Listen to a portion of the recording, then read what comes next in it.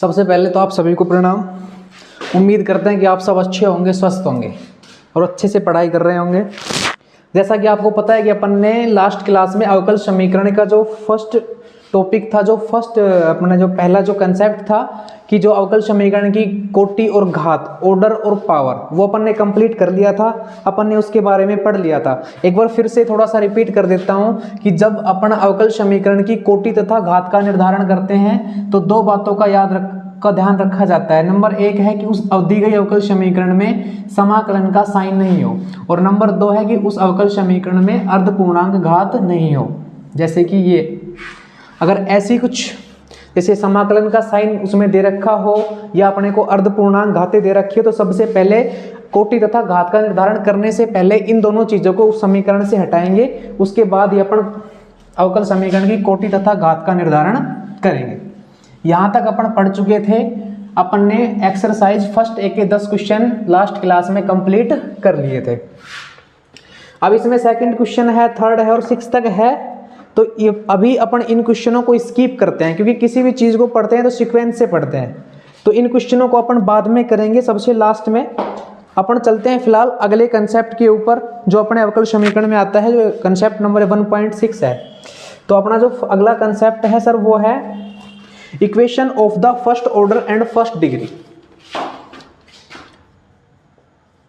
Equation of the first order and first degree.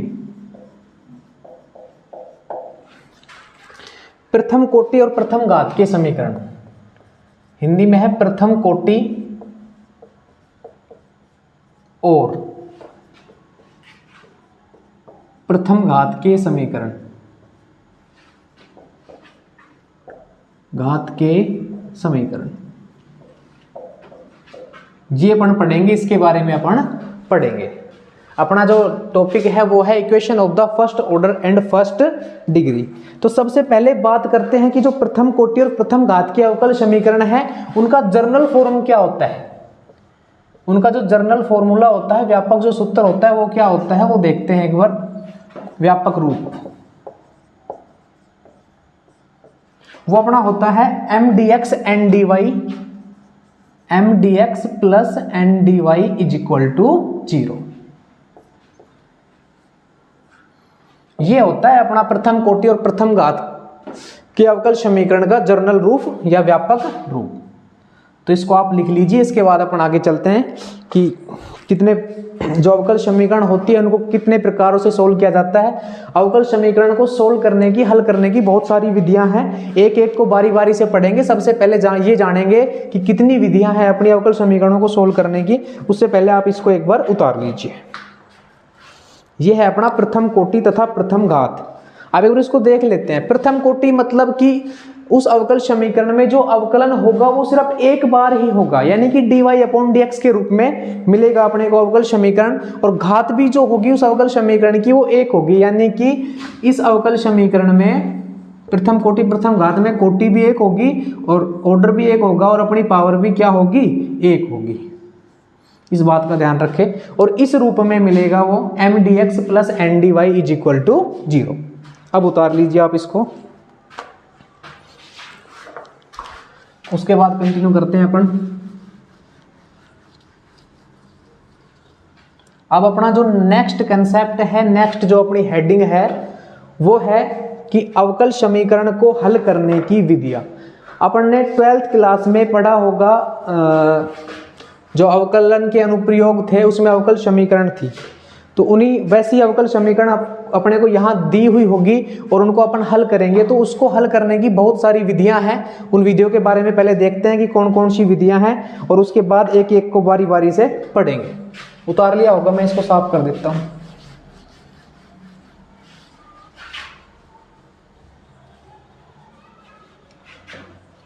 अभी मैं जो आपको विधियां बता रहा हूं अवकल समीकरण की हल ज्ञात करने की, उनको साथ साथ उतारते चले, मेरे साथ साथ ही उतारते चले, फिर एक एक को हल करेंगे बारी बारी से।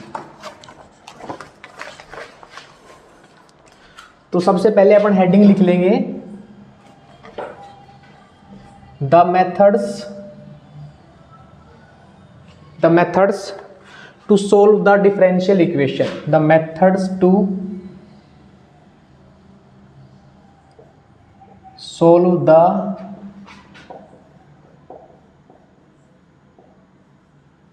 differential equation।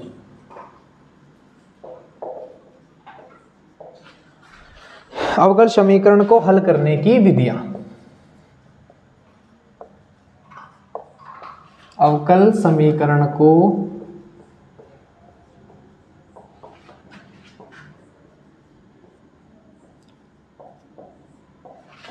हल करने की विधियां, ये अपन पढ़ने वाले हैं।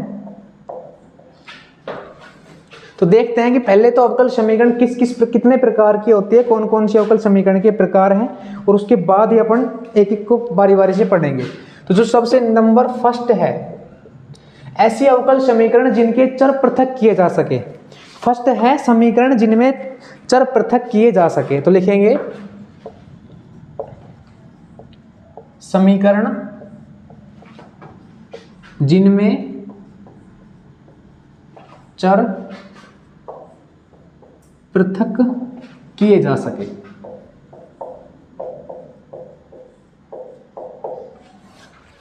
इक्वेशन इन विच, मेरे साथ साथ उतारते चले इनको,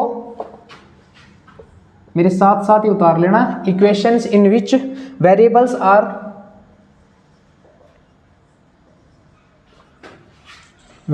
आर सेपरेबल।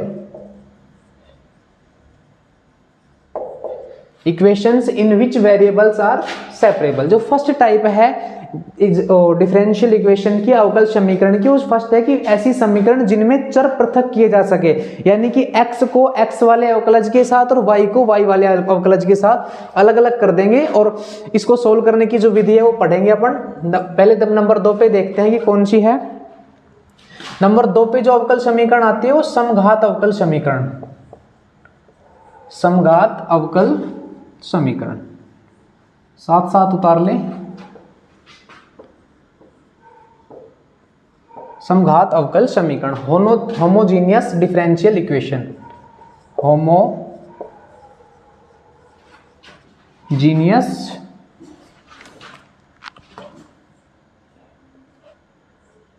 डिफरेंशियल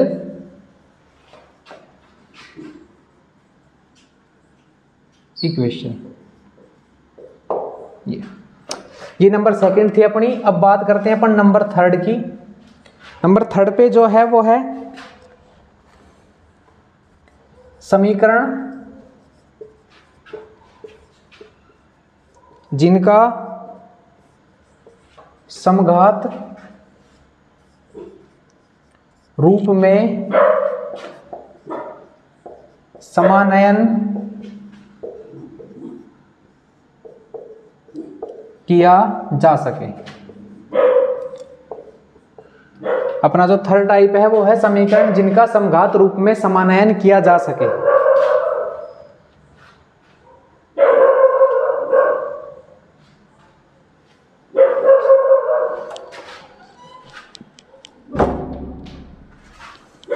समीकरण जिनका समघात रूप में समानयन किया जा सके।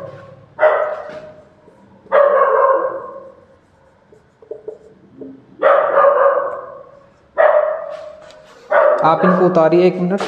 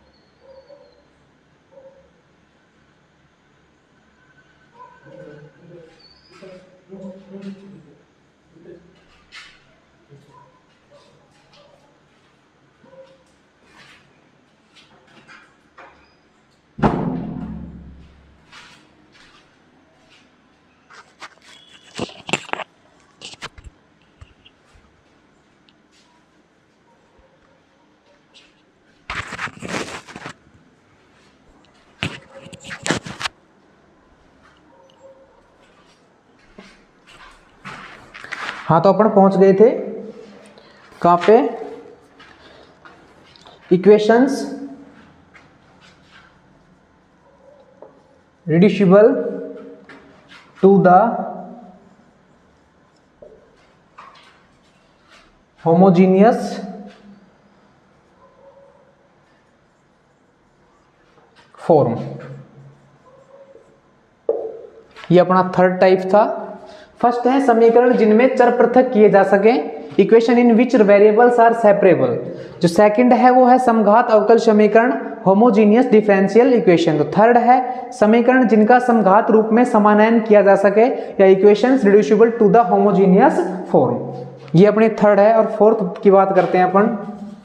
फोर्थ जो टाइप है वो है अपना रेखिक अवकल समीकरण। रेखिक अवकल समीकरण।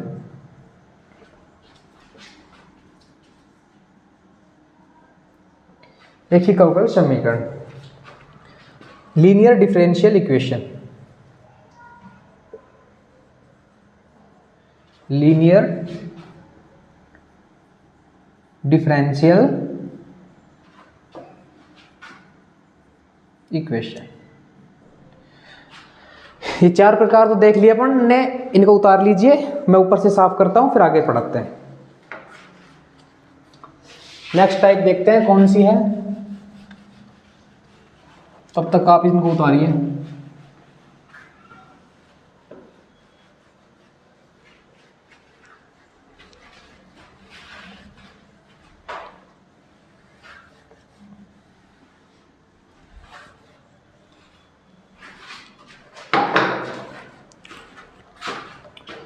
पांचवा जो प्रकार है, फिफ्थ जो अपना टाइप है वो है बर्नौली के अवकल समीकरण का रेखिक रूप में समानयन।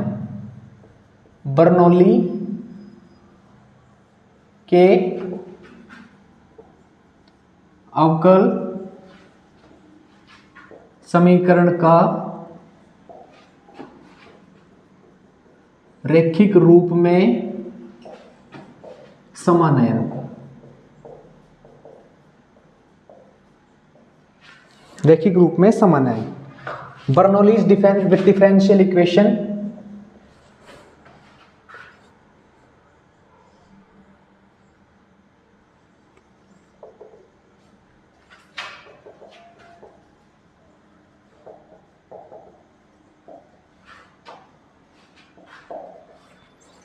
Equations reducible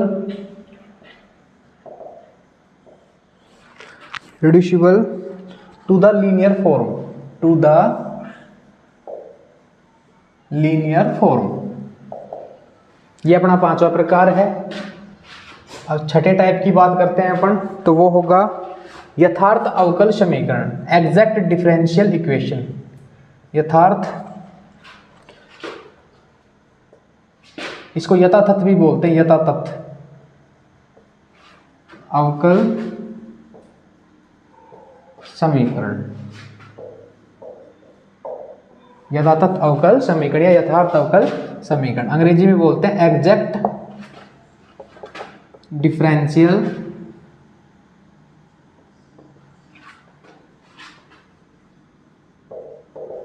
equation. ये छठा टाइप है, इसको नीचे से साफ कर देता हूं मैं, तब तक आप ऊपर से उतारिए।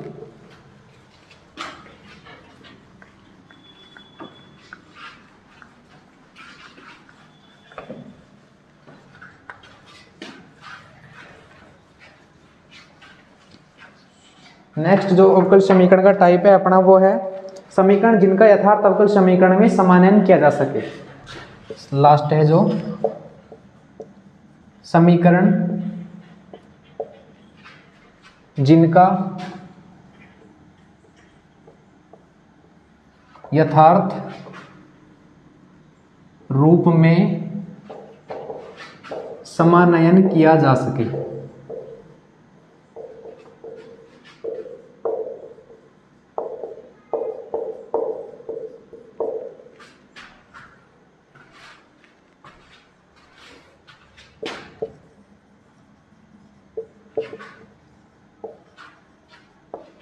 Equations reducible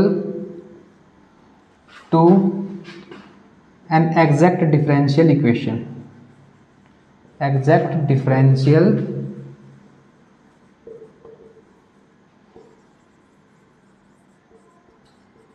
equation.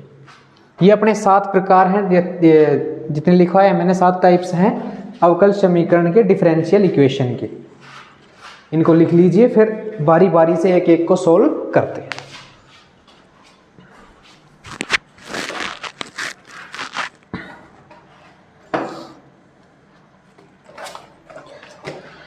अपन पढ़ रहे हैं सेकेंड ईयर की बुक अवकल समीकरण।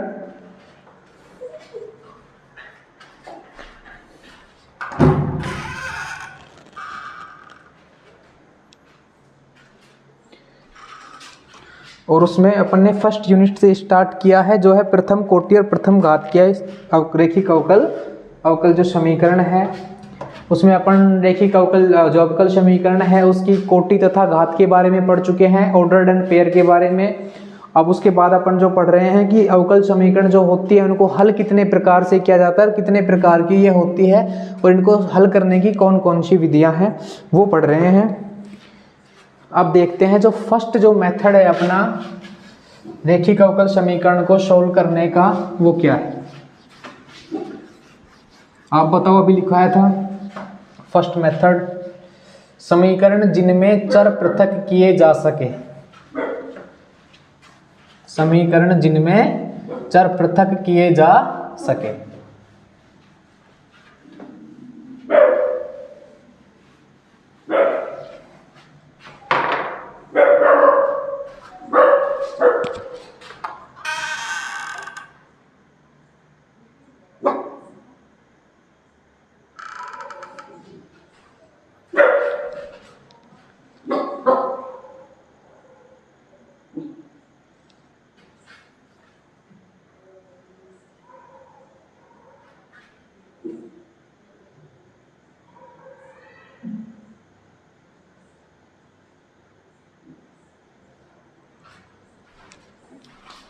हाँ तो भाई अपन पढ़ रहे थे फर्स्ट जो मेथड था अपना वो क्या था, समीकरण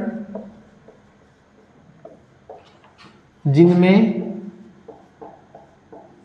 चर पृथक किए जा सके,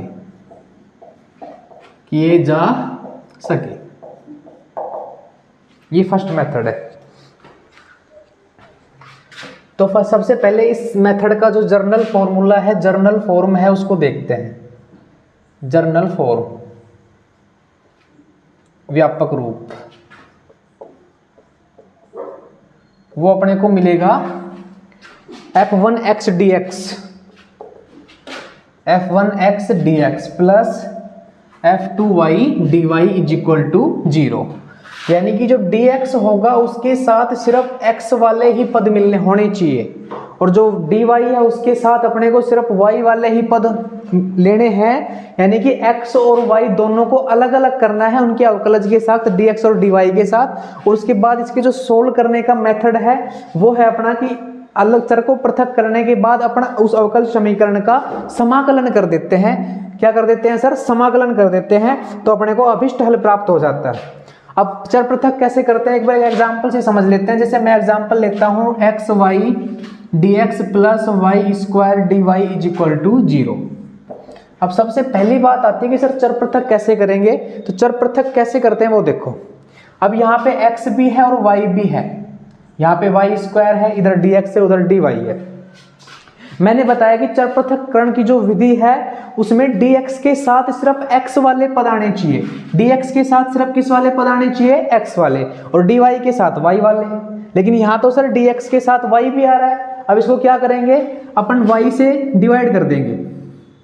y से क्या कर देंगे? डिवाइड करेंगे। तो देखो y से डिवाइड करेंगे, y से y कट जाएगा, इधर क्या बचेगा? सिर्फ x dx प्लस, और यहाँ y स्क्वायर से एक y कट जाएगा, y से डिवाइड कर देते हैं इसको, 0/y। तो एक ये कट गया y से, ये कट गया, 0 हो जाएगा।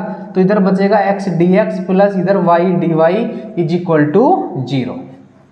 तो इस प्रकार अपने को चर को पृथक करना है। इधर dx के साथ x भी था और y भी था, तो मैंने क्या किया, y से दोनों तरफ डिवाइड कर दिया, भाग दे दिया y से। तो उधर x के dx के साथ सिर्फ x बचा और इधर dy के साथ क्या बचा, सिर्फ y बचा।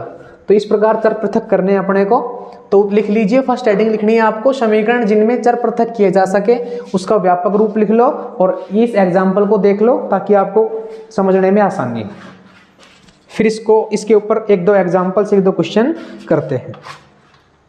अपनी जो फर्स्ट यूनिट है, अपनी जो बुक की फर्स्ट यूनिट है प्रथम कोटि और प्रथम घात के अवकल समीकरण, उसमें अपन ने जो फर्स्ट एक्सरसाइज है उसमें पढ़ा है कोटि और घात, और इसके बाद जो भी एक्सरसाइज होंगी इसमें फर्स्ट यूनिट में, उनमें अब यही पढ़ने वाले हैं कि अवकल समीकरण को किन किन मेथडों से सोल्व किया जाता है, किन किन विधियों से इनके हल ज्ञात किए जाते हैं। तो मैंने साथ के साथ मेथड आपको लिखवा दिए, और फर्स्ट जो मेथड है वो है समीकरण जिनमें चर पृथक किए जा सके, उसका जर्नल फॉर्म है। और अब इसके ऊपर एग्जाम्पल करते हैं, फिर इसकी एक्सरसाइज करेंगे, फिर नेक्स्ट मेथड पढ़ेंगे, उसके ऊपर एग्जाम्पल, उसकी एक्सरसाइज, ऐसे एक एक एग्जाम्पल, एक सवाल को अपन करते चलेंगे। देखिए अब उतार लिया होगा सबने। तो फर्स्ट मेथड पढ़ रहे हैं अपन, समीकरण जिनमें चर पृथक किए जा सके। तो इसके ऊपर क्वेश्चन करते हैं अपन अब।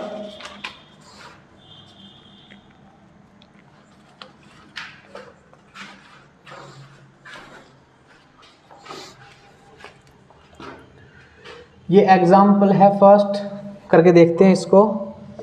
X square y plus x और इधर है dx, बीच में है plus y x square plus y dy is equal to 0। ये दिया गया है अपने को, जो सवाल दिया गया है वो ये दिया गया है। ये अपने को अवकल समीकरण दी गई है, इसका अपने को अभिष्ट हल ज्ञात करना है। और कौन से मेथड से ज्ञात करना है? चर पृथक्करण मेथड से, चर पृथक्करण विधि से। ठीक है, तो देखो क्या करते हैं। एक चीज नोटिस करिए, इधर यहाँ भी x है, यहाँ भी x है, इधर यहाँ y है तो यहाँ भी y है। मैं क्या करता हूं, यहां से x कॉमन निकाल लेता हूं, इधर से x बाहर निकालूंगा तो क्या बचेगा अंदर, y स्क्वायर प्लस 1, और इधर क्या बच गया dx। इधर से y उभयनिष्ठ निकालूंगा, कॉमन निकालूंगा तो अंदर क्या बचेगा, x स्क्वायर और प्लस 1, और इनटू में क्या है dy, और बराबर में क्या है 0। अपन ने दोनों को अलग, x को इधर से कॉमन निकाल लिया, y को दूसरे वाले से कॉमन निकाल लिया। अब मैं क्या करता हूं, एक को पक्षांतरण कर देता हूं, ट्रांसफर कर देता हूं उधर। तो मैं इधर लिखता हूं x bracket y square plus 1 dx। इसको कंप्लीट को मैं उधर भेजूंगा तो किस में जाएगा, ये माइनस में, तो ये हो जाएगा minus y x square plus 1 और dy। ये मिल गया अपने को। अब देखो इधर x dx है और इधर है y dy। जो x वाला पद है वो क्या है, इस तरफ x स्क्वायर प्लस 1।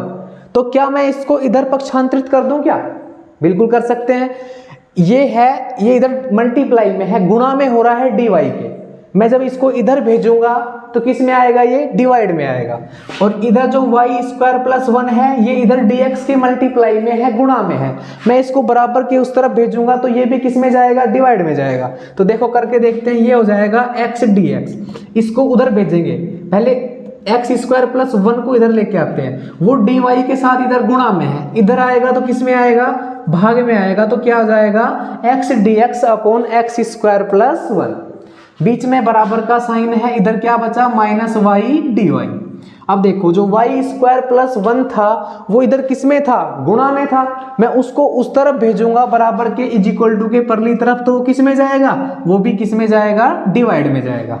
तो इस तरह मैंने भेज दिया। अब वापस से क्या करता हूं, मैं इस कंप्लीट को बराबर के इधर ले आता हूं। अभी तो उधर वो फिलहाल माइनस में है, इधर आएगा तो वापस से किस में हो जाएगा, प्लस में। तो ये हो जाएगा y dy upon y square plus 1 is equal to 0। y dy x dx upon x square plus 1 plus y dy upon y square plus 1 is equal to 0। ये हो गया। अब मैंने क्या बताया था, उतारना किसी को नहीं है अभी, सिर्फ समझें, बोर्ड पे ध्यान दें और उसके बाद ही उतारे। तब तक मैं कुछ लिखवाऊं नहीं, उससे पहले कुछ नहीं उतारे। तो ये हो गया। मैंने बताया था कि जैसे ही अपन चर पृथक कर ले, चर को पृथक कर ले। देखो इधर dx है, चर पृथक का मतलब dx के साथ सिर्फ x वाले ही पद आए, dx के साथ कौन से पद हैं, x वाले। तो देखो dx के साथ यहाँ पे x ही आ रहा है, y का कोई नाम निशान नहीं है, इधर dy के साथ सिर्फ y आ रहा है। इसका मतलब अपन ने चरों को सफलतापूर्वक पृथक कर लिया। चर पृथक करने के जस्ट बाद करना होता है समाकलन। तो क्या करेंगे, समाकलन करने पर, समाकलन करने पर। अब समाकलन करेंगे, इसका इधर करते हैं। तो देखो समाकलन क्या हो जाएगा, x dx upon x square plus 1 plus में समाकलन y dy और ये हो जाएगा y square plus 1 is equal to 0। अब इसका करेंगे समाकलन। अब देखो ऊपर x है, नीचे है एक्स स्क्वायर प्लस 1। अब 12th क्लास में समाकलन क्या होगा, तो एक मेथड था प्रतिस्थापन मेथड, ठीक है। तो अपन क्या करते हैं, एक्स स्क्वायर प्लस 1 को मान लेते हैं इधर u, क्या मान लेते हैं, समाकलन करने के लिए u। अब इसका x के सापेक्ष अवकलन करेंगे, x के सापेक्ष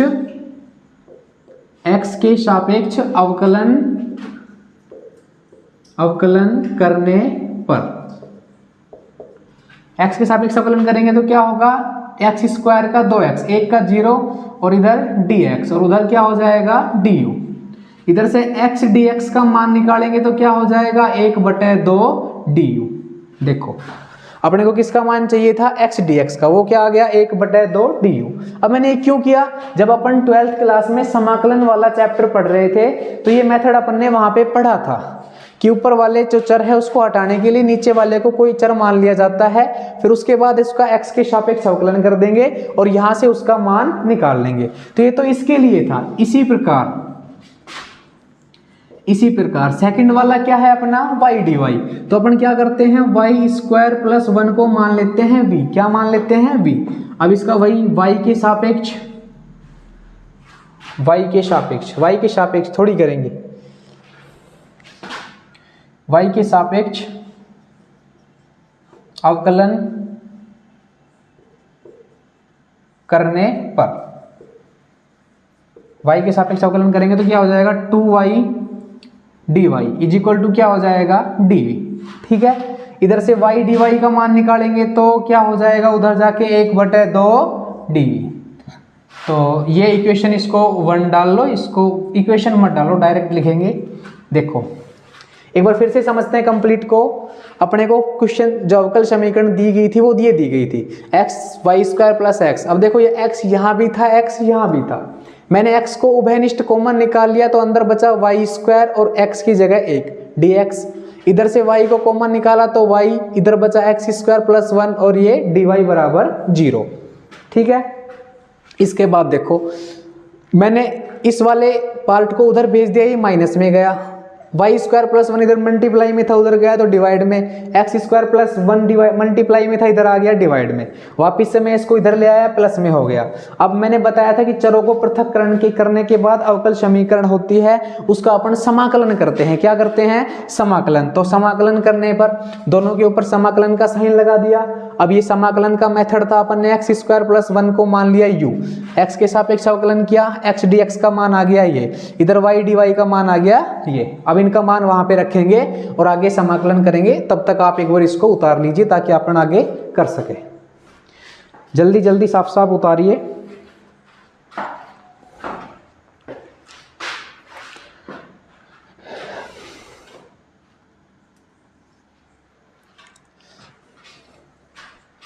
जैसा कि आपको पहले भी बता चुके हैं कि YouTube पर अपनी डेमो क्लासेस चल रही हैं जो कुछ दिन ही चलेगी, उसके बाद जो आपको कंप्लीट सिलेबस मिलेगा वो कोचिंग के एप्लीकेशन यानी कि ऐप पर मिलेगा।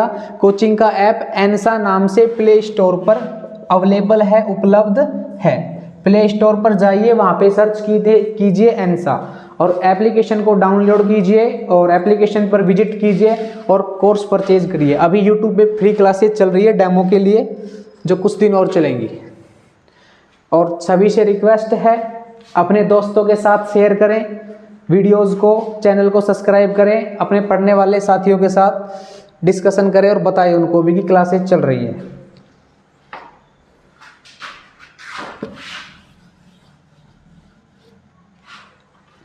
इधर से उतार लिया तो मैं इसको मिटा देता हूं।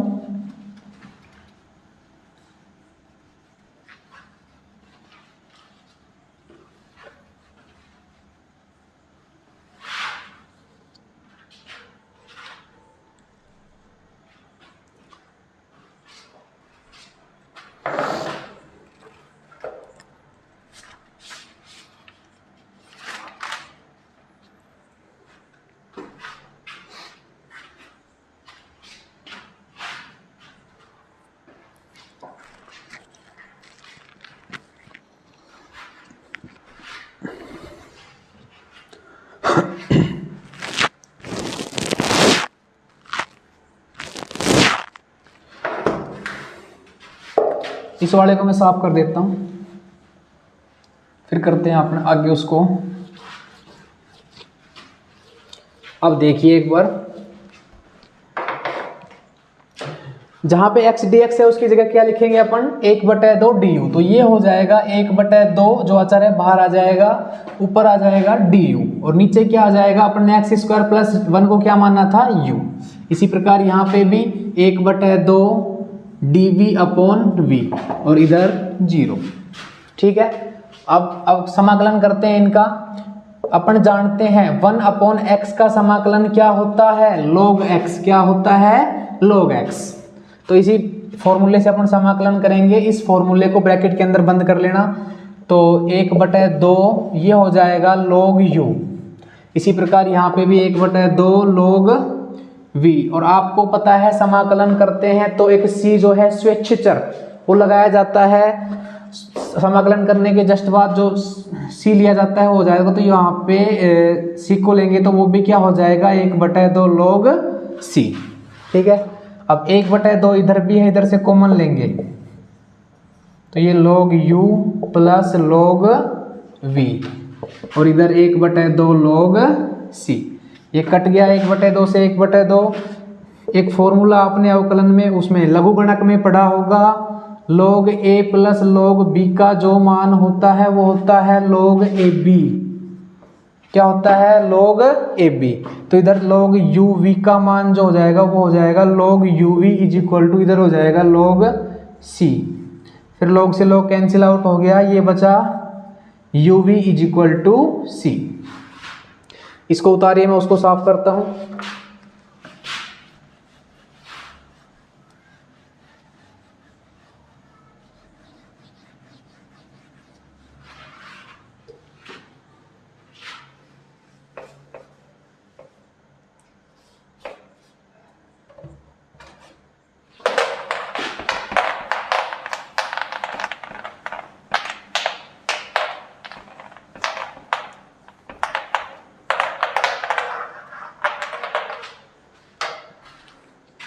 अपना क्या है इधर, uv इट बराबर c। अब u का मान क्या था, अभी आपने देखा u का जो मान था वो था x² प्लस 1, और v का मान क्या था, y² प्लस 1, और इज इक्वल टू में क्या है, c। यही अब क्या है, दी गई अवकल समीकरण का अभिष्ट हल है। यही है अभिष्ट हल। जो अपने को अवकल समीकरण दी गई थी उसका हल, जो अभिष्ट हल है वो आया x² plus 1 bracket y² plus 1 बराबर c। देखिए वहां तक तो अपन ने समझ लिया था, जो अपने ये मान आ गया था 1/2 बाहर, du ऊपर du नीचे। अब देखो 1/x का जो समाकलन होता है वो होता है log x। तो यहाँ पे 1/u का हो गया log u, 1/2 था ऐसे ये, और इस c होता है स्वेच्छचर होता है जो लिखा जाता है। 1/2 से 1/2 कट गया, इधर ये हो गया log a plus log b का जो फॉर्मूला होता है वो होता है log ab। तो दोनों प्लस में थे तो हो गए दोनों मल्टीप्लाई में, log से log कट गया, इधर बच गया uv is equal to c। u और v का मान रखने पर अपने को अभिष्ट हल समीकरण का मिल गया। अब आप इसको उतार लीजिए। इसके ऊपर 1-2 एग्जाम्पल और करते हैं, फिर अपन आते हैं अपनी एक्सरसाइज पे।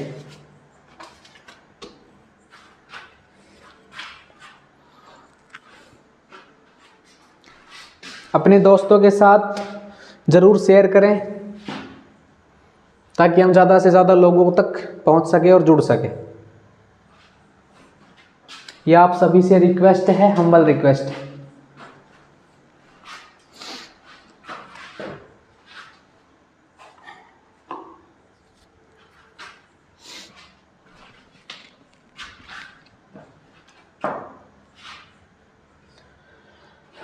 उतार लिया तो मैं साफ कर देता हूं।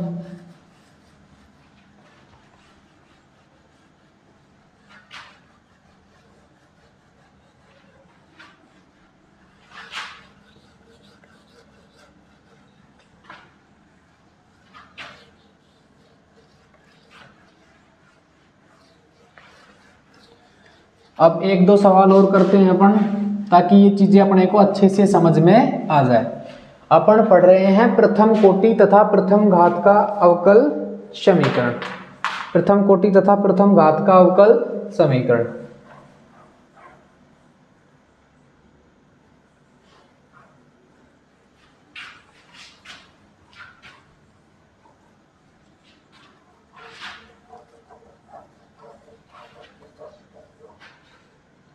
और उसमें जो फर्स्ट मेथड है वो था अवकल समीकरण को हल करने की विधियों में, वो था अपना समीकरण जिनमें चर पृथक किए जा सके, उसका अपन ने पहला सवाल देखा। इसके बाद एक और सवाल देखते हैं, इसका अपन जो है अपना देखो नेक्स्ट जो क्वेश्चन है अपना सवाल है वो है dy upon dx is equal to दे रखा है अपने को e की power x minus Y plus X square E की पावर माइनस वाई, ये दे रखा है अपने को, ये स्क्वायर है। ये अवकल समीकरण अपने को दे रखी है और इसका अपने को हल ज्ञात करना है। तो देखिए कैसे करते हैं, इधर है dy अपॉन dx, ये है e की पावर x माइनस वाई। तो मैं क्या इसको ऐसे लिख सकता हूं क्या, e की पावर x डॉट e की पावर माइनस वाई। ये कैसे हुआ, जब आधार समान होते हैं तो घातें जुड़ जाती है। जैसे मैं लिखता हूं a की पावर m डॉट a की पावर n, आधार दोनों के समान है, घात अलग अलग हैं, बराबर में हो जाएगा a की पावर m n। यहाँ पे माइनस होता तो ये भी किस में हो जाती, माइनस में हो जाती। इस प्रकार मैंने e की पावर x माइनस वाई को लिख दिया e की पावर x डॉट e की पावर माइनस वाई। आगे क्या है, x स्क्वायर डॉट e की पावर माइनस वाई। अब देखो इधर भी की पावर माइनस वाई, इधर भी की पावर माइनस वाई, दोनों में से कॉमन निकाल लेंगे तो ये हो जाएगा dy upon D X is equal to E की पावर माइनस वाई। इधर बचा ई की पावर x और इधर बचा x स्क्वायर। अब ये इधर देखो ये x के फलन हो गए, दोनों x के फलन हो गए, मैं dx को उधर भेज देता हूं और e की पावर माइनस वाई का पक्षांतरण इधर कर देता हूं, क्योंकि अपने को चरों को पृथक करना है। तो चरों को पृथक करेंगे तो ये हो जाएगा, इधर मल्टीप्लाई में नीचे आएगा तो किस में आएगा, इधर आएगा तो डिवाइड में। ये dx है इधर डिवाइड में है यानी कि भाग में है, उधर जाएगा तो मल्टीप्लाई में जाएगा, ये हो गया dx। अब देखो पावर माइनस में है, ऊपर ले जाऊंगा तो किस में हो जाएगी, प्लस में हो जाएगी, पावर प्लस में हो गई। ये है e की पावर x स्क्वायर और ये dx। अभी मैंने आपको बताया था कि समीकरण जिनमें चर पृथक किए जा सके उनको हल करते समय सबसे पहले चरों को पृथक करेंगे। अपन ने चरों को पृथक कर लिया, dy के साथ y वाला फलन आ रहा है, dx के साथ x वाला फलन आ रहा है। लेकिन इधर तो जो था उसमें x के साथ y भी आ रहा था और y के साथ x भी आ रहा था। ठीक है, चरों को पृथक कर लिया। अब चरों को पृथक करने के बाद जो प्रोसेस थी वो क्या थी अपनी, कि दी गई जो अवकल समीकरण है यहाँ उसका क्या करेंगे अपन, समाकलन करेंगे। तो क्या करेंगे अब, समाकलन करने पर समाकलन करेंगे, हो जाएगा e की पावर y dy, इधर हो जाएगा e की पावर x और इधर x square plus t, plus नहीं ब्रैकेट बंद और dx। अब समाकलन करेंगे, e की पावर y का समाकलन होता है e की पावर y, ये दोनों के साथ होगा तो इसका तो हो जाएगा e की पावर x और x स्क्वायर का क्या हो जाएगा, x की पावर 3/3। अब ये कहाँ से आया, आपने समाकलन का ये फॉर्मूला तो पढ़ा होगा, क्या होता है x n+1 और n+1, यानी कि घात में एक जोड़ दिया जाता है, घात में एक जोड़ के उसका भाग लगा दिया जाता है। इस फॉर्मूले को आप लिख लेना। तो अपने को क्या मिला, e की पावर y, इधर e की पावर x और प्लस क्या लगाएंगे c, वो क्या है, एक स्वेच्छ चर है, स्वेच्छ चर, और प्लस c, यही क्या है अपना दी गई अवकल समीकरण का अभिष्ट हल है। यानी कि जो अपने को रेखिक अवकल समीकरण जो अपने को गिवन थी उसका हल हो गया e की पावर y बराबर e की पावर x प्लस x³ बटे